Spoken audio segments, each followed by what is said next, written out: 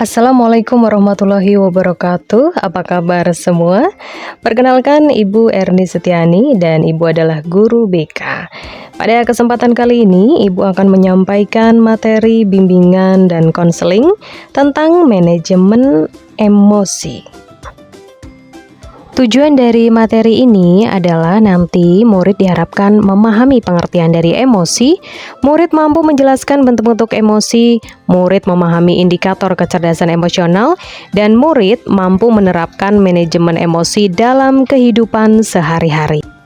Penting bagi kita untuk cerdas secara emosi, karena berdasarkan penelitian, kecerdasan emosional berperan terhadap kesuksesan seseorang sampai 80%. Lalu apa itu emosi?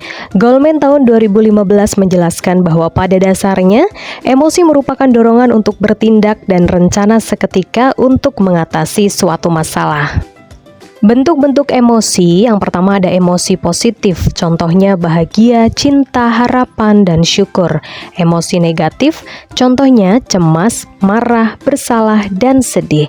Kira-kira kalian lebih sering merasakan yang mana nih? Oke, untuk selanjutnya adalah ciri-ciri dari orang yang memiliki kecerdasan emosional. Yuk kita simak penjelasannya bersama-sama. Ciri yang pertama adalah kesadaran diri. Orang yang cerdas secara emosi memiliki kesadaran diri yang baik. Apa itu kesadaran diri?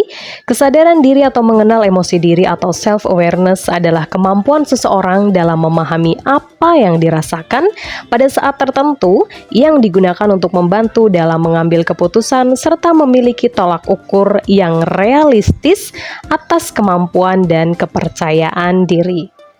Ciri orang yang cerdas secara emosi selanjutnya adalah memiliki pengaturan diri.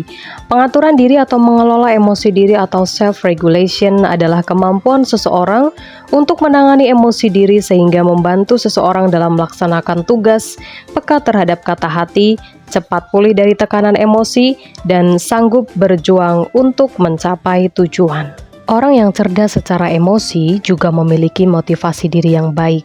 Motivasi diri sendiri atau self-motivation adalah kemampuan seseorang untuk menggunakan hasrat diri yang paling dalam untuk menggerakkan dan mengarahkan menuju target, membantu mengambil inisiatif dan bertindak efektif, serta mampu bertahan jika mengalami kegagalan dan frustasi.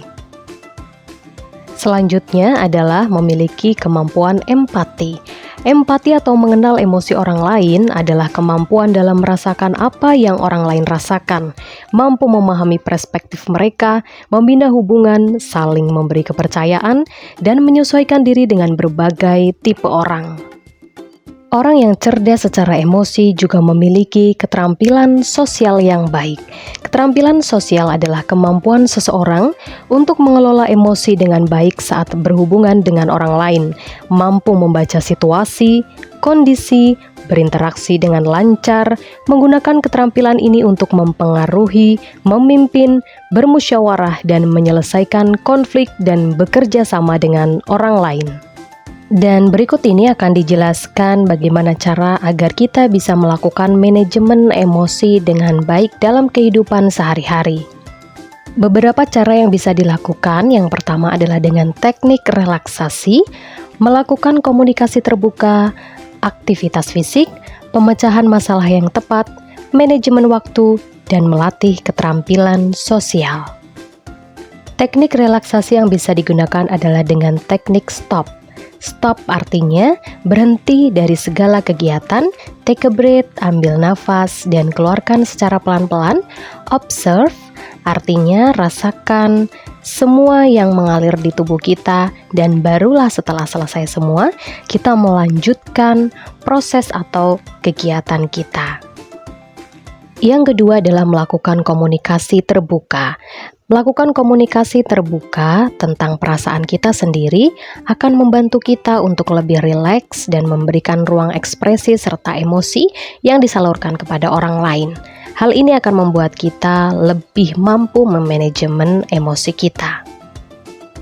Kita juga dapat menjalani aktivitas fisik yang dapat membantu mengurangi tingkat stres dan meningkatkan suasana hati. Kita bisa berpartisipasi atau menjalankan hobi kita di bidang olahraga, di bidang seni, di bidang musik, atau bidang-bidang lainnya sesuai dengan kemampuan, bakat, dan minat kita.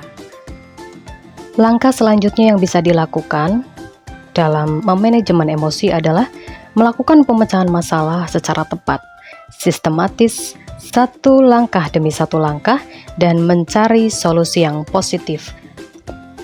Dalam melakukan manajemen emosi yang baik, kita juga dapat melakukannya dengan melakukan manajemen waktu yang baik. Buatlah jadwal secara realistis supaya kita tidak stres dalam menghadapi situasi sehari-hari. Manajemen emosi juga dapat dilakukan dengan melatih keterampilan sosial, bagaimana menerapkan komunikasi efektif, berempati, dan melakukan pemecahan konflik secara tepat akan membantu kita rileks secara emosi. Demikian yang dapat saya sampaikan. Terima kasih. Wassalamualaikum warahmatullahi wabarakatuh.